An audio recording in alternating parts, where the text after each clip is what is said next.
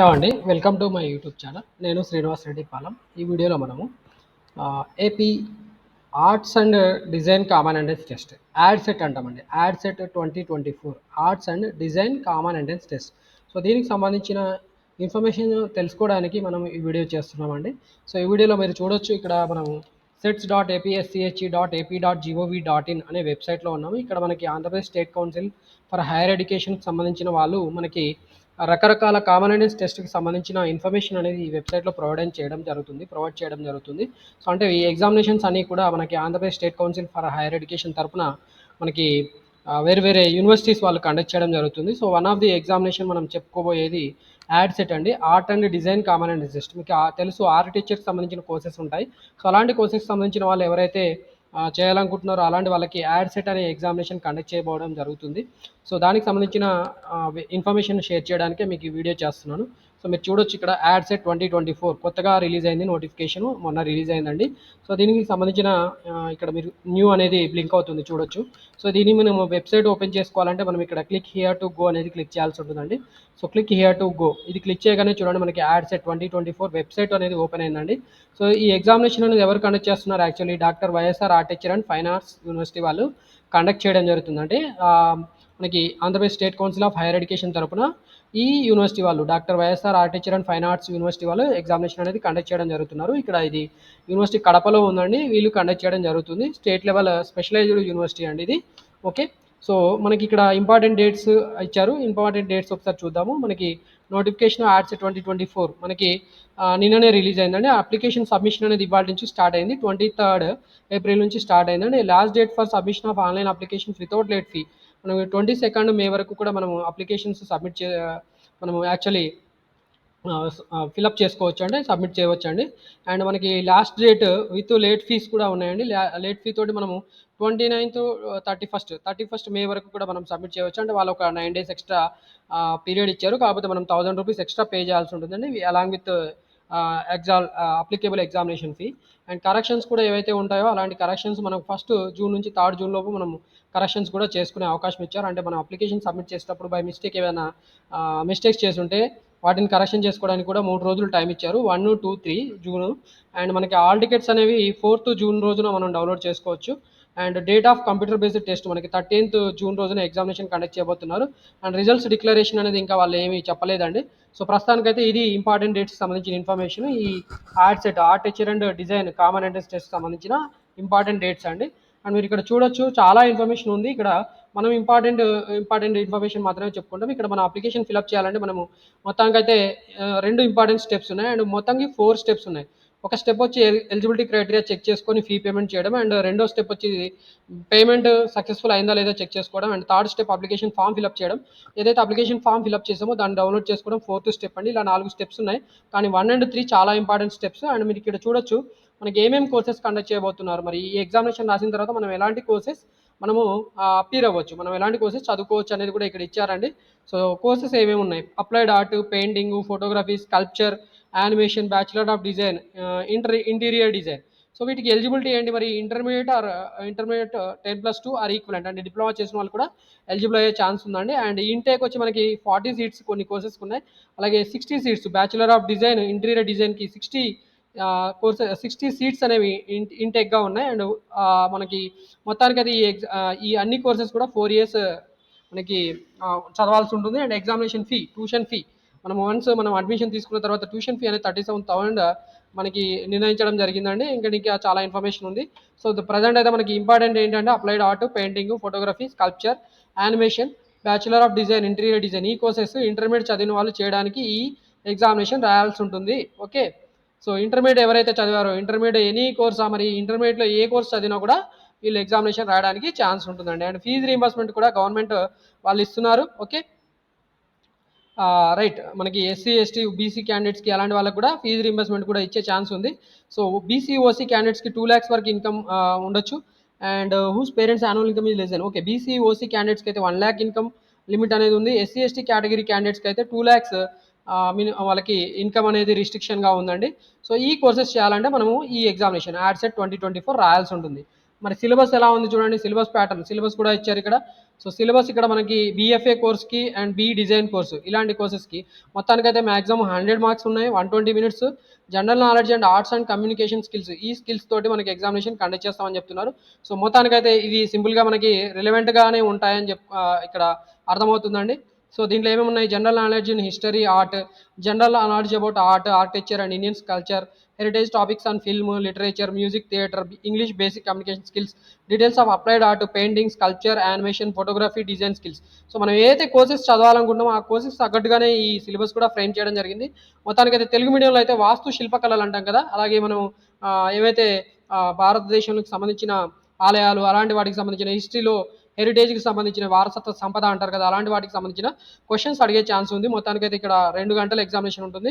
100 maximum marks మనకి వచ్చే chance ఉంది 2 అవర్స్లో ఎగ్జామినేషన్ రాసిన తర్వాత. అండ్ మనకి ఇక్కడ యూజర్ గైడ్ ద్వారా మనం ఎలా అప్లై చేయాలి ఏంటనేది కూడా మీకు ఎక్స్ప్లెయిన్ చేస్తాను. చూడండి, యూజర్ గైడ్ ఇచ్చారు. సో యూజర్ గైడ్ ప్రకారం మనకి కొంత ఇంపార్టెంట్ డేటా అనేది మనం అప్లికేషన్ ఫిల్అప్ చేయాలంటే ఏమేం కావాలో ఇక్కడ వీళ్ళు ఇచ్చారు. Credit, debit card, net banking details మన దగ్గర ఉండాలి. అండ్ క్వాలిఫైయింగ్ ఎగ్జామినేషన్ అప్పేర్డ్, పాస్డ్, ఎప్పుడు పాస్ అయ్యాము, ఎలా పాస్ అయ్యాము, ఆల్ టికెట్ నెంబర్స్ కావాలి. తర్వాత మనకి ఎస్ఎస్సి సర్టిఫికేట్ ప్రకారం కొంత డేటా అవసరం అవుతుందండి. Stream applied for E and P, A and P or both E and AP. Okay, ఇక్కడ మనకి 2 కోర్సెస్ ఇచ్చారు కదా, ఇక్కడ 2 కోర్సెస్ ఇచ్చారండి. 2 కోర్సెస్ అంటే ఇక్కడ చూడొచ్చు, applied art, painting, photography, sculpture, animation, bachelor art, design. So ఇలాంటి వాటిలో 2 కోర్సెస్ ఉన్నాయా, 2 కోర్సెస్ సంబంధించిన వాటిలో ఏది అప్పేర్ అనుకుంటున్నారు సో అనేది మీకు ఇక్కడ ఇచ్చారు. ఈ and P, A and P, both EA and AP, EA and P. Okay, so ఈ రెండు లేదా ఒకటే ఈ ఇది ఇచ్చిన రెండిట్లో ఏదో ఒకటి అపేర్ అవడానికి మనం ఏది అప్లై చేయాలనుకుంటామో దానికి తగ్గట్టుగా మనం సెలెక్ట్ చేసుకోవాల్సి ఉంటుంది. And date of birth SSC certificate ప్రకారం ఉండాలి, హాల్ టికెట్ నెంబర్ ఉండాలి, మీ పేరెంట్స్ ఇన్కమ్ కూడా ఉండాలి, మీ study details up to intermediate ఎక్కడి వరకు చదివారనేది మీ డీటెయిల్స్ ఉండాలి. ఇది ఇంటర్మీడియట్ తర్వాత మనం చేసుకునే కోర్స్ కాబట్టి ఇంటర్మీడియట్ వరకు మన స్టడీ సర్టిఫికేట్స్ ఉంటే బాగుంటుందండి.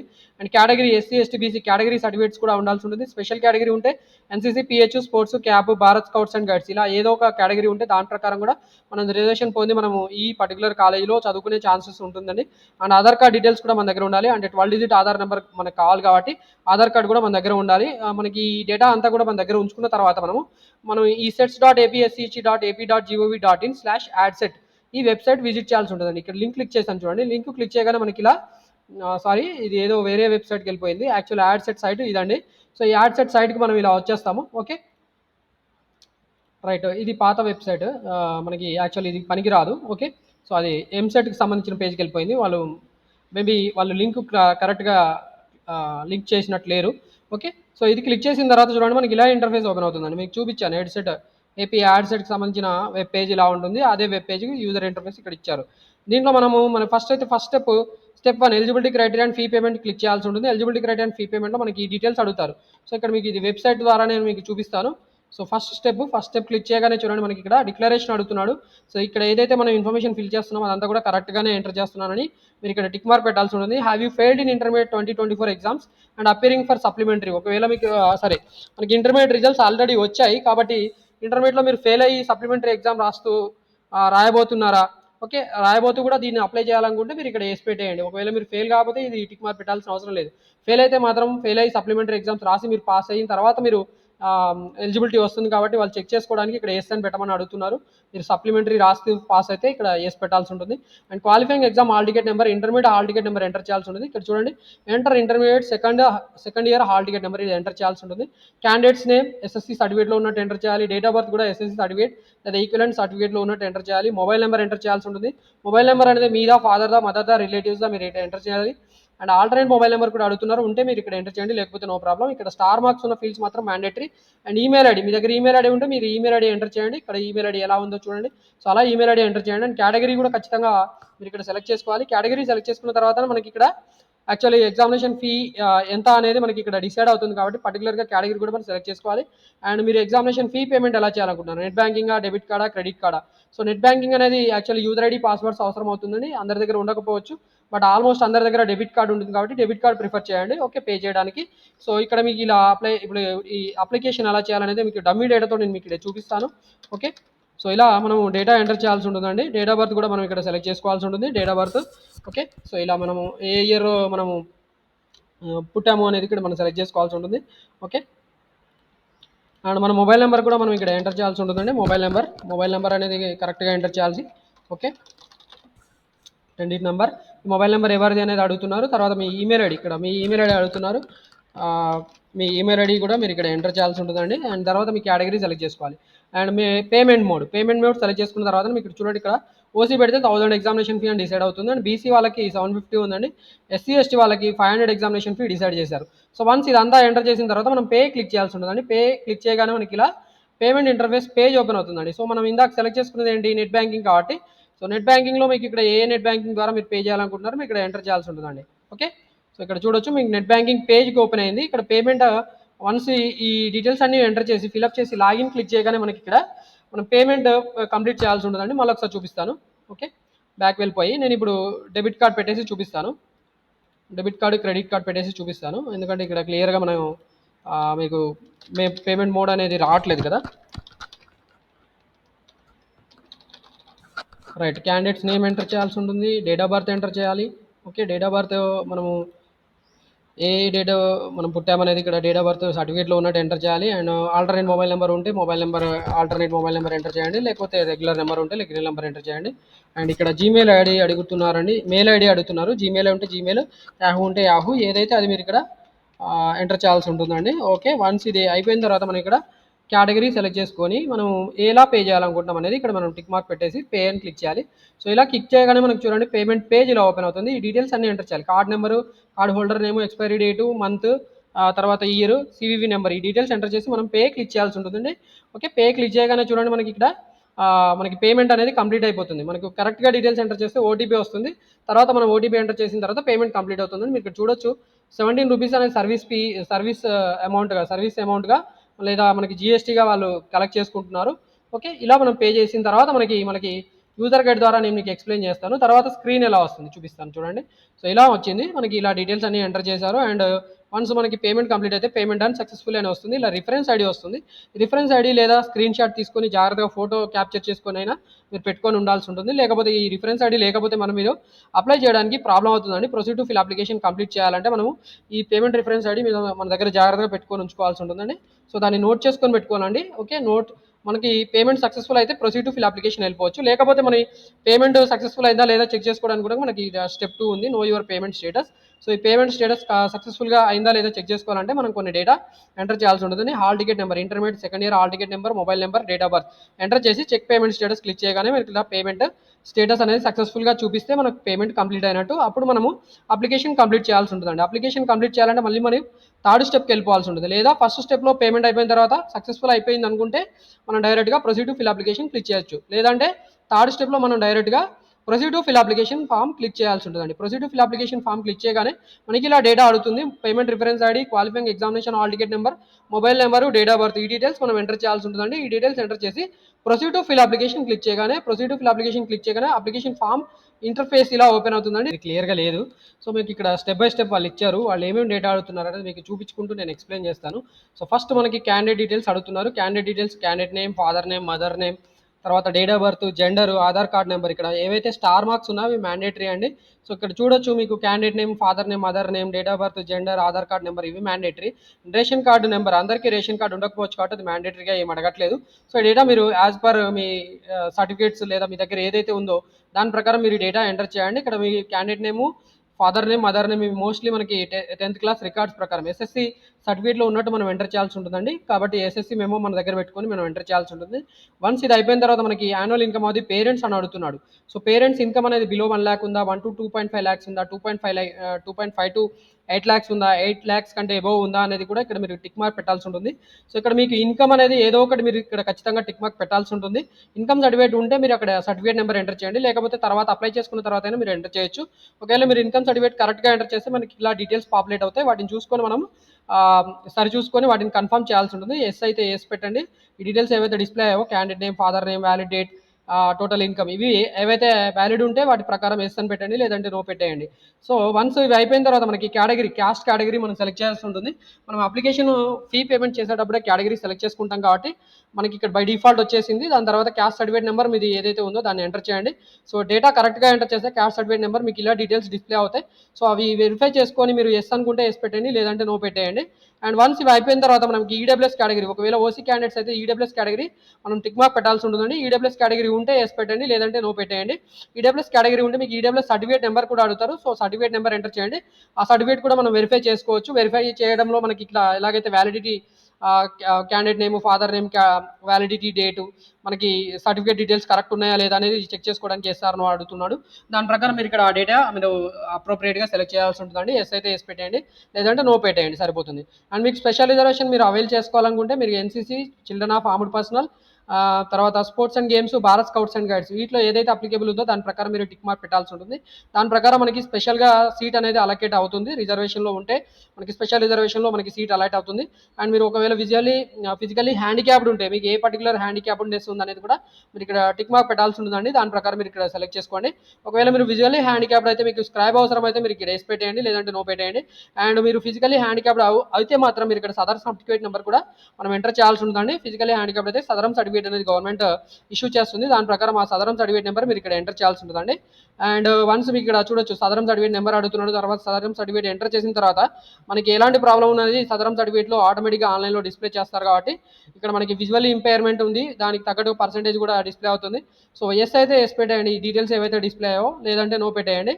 అండ్ వన్స్ మీరు ఇదంతా ఎంటర్ చేసిన తర్వాత మైనార్టీ అయితే మైనార్టీ సెలెక్ట్ చేయాల్సి ఉంటుంది, నాన్ మైనార్టీ అయితే నాన్ మైనార్టీ టిక్ మార్క్ పెట్టాల్సి ఉంటుంది. మైనార్టీ అంటే ఎవరైతే ముస్లిమ్స్, క్రిస్టియన్స్, జొరాస్ట్రియన్స్, పాషియన్స్ ఇలాంటి వాళ్ళు ఉంటారో అదర్ దాన్ హిందూస్, వాళ్ళు మైనార్టీ అవుతారు. నాన్ మైనార్టీ అంటే హిందూస్ అవుతారండి. అండ్ వన్స్ ఈ మైనార్టీ నాన్ మైనార్టీ అయిపోయిన తర్వాత మనం అడ్రస్ డేటా ఎంటర్ చేయాల్సి ఉంటుందండి. అడ్రస్ డీటెయిల్స్ ఇలా అడుగుతారు.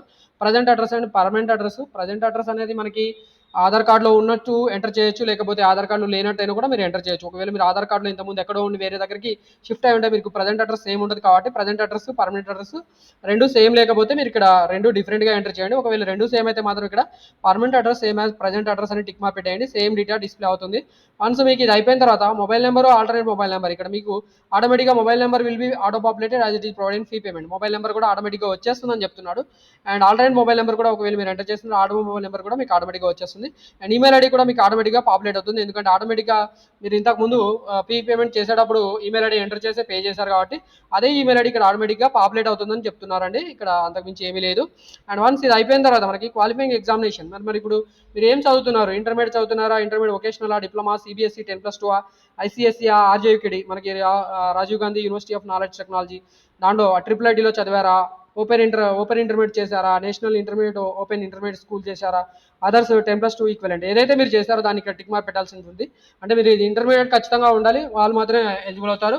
ఇంటర్మీడియట్ లేకుండా 10th క్లాస్ వాళ్ళు ఈ ఎగ్జామినేషన్ రాసే ఛాన్స్ లేదు. కాబట్టి ఇంటర్మీడియట్ ఈక్వలెంట్ క్వాలిఫికేషన్స్ అన్ని ఇక్కడ ఇచ్చారు. మీకు ఏది అప్లికేబుల్ అవుతే దాన్ని మీరు ఇక్కడ టిక్ మార్క్ పెట్టాల్సి ఉంటుంది. మీకు ఏమైనా డౌట్స్ ఉంటే కూడా మీరు నన్ను కామెంట్స్ రూపంలో అడిగితే మీకు నేను ఎక్స్ప్లెయిన్ చేస్తాను. అండ్ డిప్లొమా రాసిన వాళ్ళు కూడా ఎలిజిబుల్ అవుతారండి, ఇది గుర్తుపెట్టుకోండి.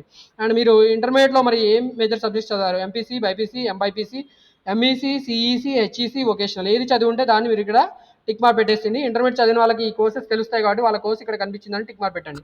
అండ్ హాల్ టికెట్ నెంబర్, ఇక్కడ మీరు intermediate second year hall ticket number enter చేయాల్సి ఉంటుంది. అండ్ మీరు ఇంటర్మీడియట్ 2023లో అపేర్ అయి ఉంటే 2023 అపేర్ అయినట్టు పెట్టండి.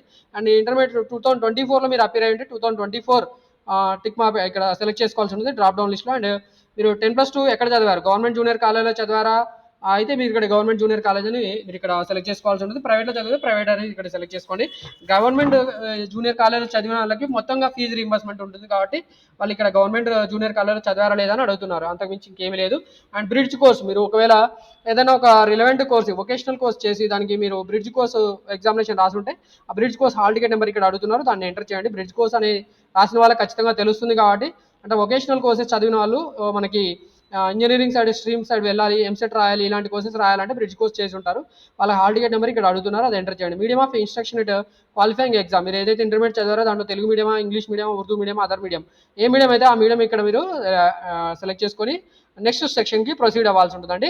అండ్ వన్స్ మీరు ఇక్కడ ఒక డౌట్ రావచ్చు, మీకు ఇక్కడ డిప్లొమా ఉంది కదా, డిప్లొమాలో మనకి హాల్ టికెట్ నెంబర్ అనేది మొత్తం నెంబర్స్లో ఉండవండి, వాళ్ళకి స్పెషల్ క్యారెక్టర్స్ ఉంటాయి. సో అలాంటి స్పెషల్ క్యారెక్టర్స్ ఉన్న వాళ్ళకి ఏదైనా ప్రాబ్లం రావచ్చు. అలాంటి ప్రాబ్లం ఉంటే మీరు మరి ఎలా వాటిని క్లియర్ చేసుకోవాలి అంటే మీరు కాంటాక్ట్ హెల్ప్ డెస్క్ నెంబర్ లేదా హెల్ప్ డెస్క్ ఈమెయిల్ ఐడి ఉంటుంది, వాళ్ళకి మీరు మెయిల్ చేసే వాళ్ళు మీ ప్రాబ్లం క్లియర్ చేస్తారు. ఓకే, అదొక చిన్న సజెషన్ అండి. ఓకే, అండ్ దెన్ తర్వాత మనకి చూడండి ఎస్ఎస్సి మీరు ఇక్కడ అర్బన్లో చదివారా, రూరల్లో చదివారా, hall ticket number, month of passing, month of year of passing, ఈ డీటెయిల్స్ అడుగుతున్నారు. ఇంటర్మీడియట్ కూడా సేమ్ డీటెయిల్స్ అడుగుతారు. మీ డీటెయిల్స్ మీరు ఇక్కడ హాల్ టికెట్ నెంబర్ ఎంటర్ చేయగానే ఆ డీటెయిల్స్ డిస్ప్లే అవుతాయి. వాటిని మీరు క్రాస్ చెక్ చేసుకోండి. ఒకవేళ మీరు క్రాస్ చెక్ చేసుకున్న తర్వాత ఎస్ అయితే అంటే కరెక్ట్గా ఉంటే మీరు ఇక్కడ ఎస్ పెట్టేయండి, లేదంటే నో పెట్టేయండి. ఓకే. అండ్ ఇంటర్మీడియట్ కూడా అలాగే అడుగుతున్నాడు చూడండి. ఇంటర్మీడియట్ క్వాలిఫికేషన్ కూడా అలాగే అడిగాడు, సేమ్ డేటా అడిగాడు. అండ్ ఇదంతా అయిపోయిన తర్వాత ప్లేసెస్ ఆఫ్ స్టడీ, మీరు ఎక్కడ చదివారు, మీరు ఇంటర్మీడియట్ వరకు ఎక్కడ చదివారు, 6th క్లాస్ నుంచి ఇంటర్మీడియట్ వరకు ఎక్కడ చదివారు. తెలంగాణలో చదివింటే తెలంగాణ స్టేట్ పెట్టేసి తెలంగాణ డీటెయిల్స్ ఆటోమేటిక్గా మీరు ఎంటర్ చేయొచ్చు. లేదంటే మీరు ఆంధ్రప్రదేశ్లో చదివింటే ఆంధ్ర డిస్ట్రిక్ట్స్ డిస్ప్లే అవుతాయి. వాటిని మీరు డ్రాప్ డౌన్ లిస్ట్ని సెలెక్ట్ చేసుకొని డీటెయిల్స్ అనేది ఎంటర్ చేయండి. ఎక్కడ చదివారు, ఏ ఊర్లో చదివారు, స్కూల్ పేరేంటి, year of first appearance, year of pass. అంటే ఫస్ట్ అపీరెన్స్ అంటే సపోజ్ ఇప్పుడు ఇంటర్మీడియట్ రాసిన వాళ్ళు ఫస్ట్ అటెంప్ట్లో పాస్ అయ్యకపోవచ్చు, సప్లిమెంటరీ రాసి నెక్స్ట్ ఇయర్లో పాస్ అయ్యి ఉంటే వాళ్ళు నెక్స్ట్ ఇయర్ సెలెక్ట్ చేయాల్సి ఉంటుంది. ఫైనల్గా పాస్ ఇయర్ అనేది సెలెక్ట్ చేసుకోవాల్సి ఉంటుంది. దీన్ని బట్టి మనకి యాక్చువల్లీ లోకల్ ఏరియా అనేది డిసైడ్ అవుతుందండి. Local area AU, SVU, OU, non local, ఇలా ఏదైతే అది వస్తుంది దాని ప్రకారం మీరు ఇక్కడ సెలెక్ట్ చేసుకోవాల్సి ఉంటుంది. And details of common entrance test, మీరు ఇక్కడ ఎంట్రన్స్ టెస్ట్ ఏం రాయాలనుకుంటున్నారు, ఇంజనీరింగ్ అండ్ ఫార్మసీ రాయాలనుకుంటున్నారు, అగ్రికల్చర్ అండ్ ఫార్మసీ రాయాలి. ఇది actually engineering and agriculture pharmacy ఏది రాయాలనుకుంటారో మీరు సెలెక్ట్ చేసుకోవాల్సి ఉంటుంది. ఇది యాక్చువల్లీ కరెక్ట్గా ఇవ్వలేదు మనకి ఈఏపీ కోర్సు, ఈ పర్టికులర్ కోర్సెస్ ఏవైతే ఉంటాయో దానికి సంబంధించిన కోర్సెస్ ఇవ్వలేదు వాడు.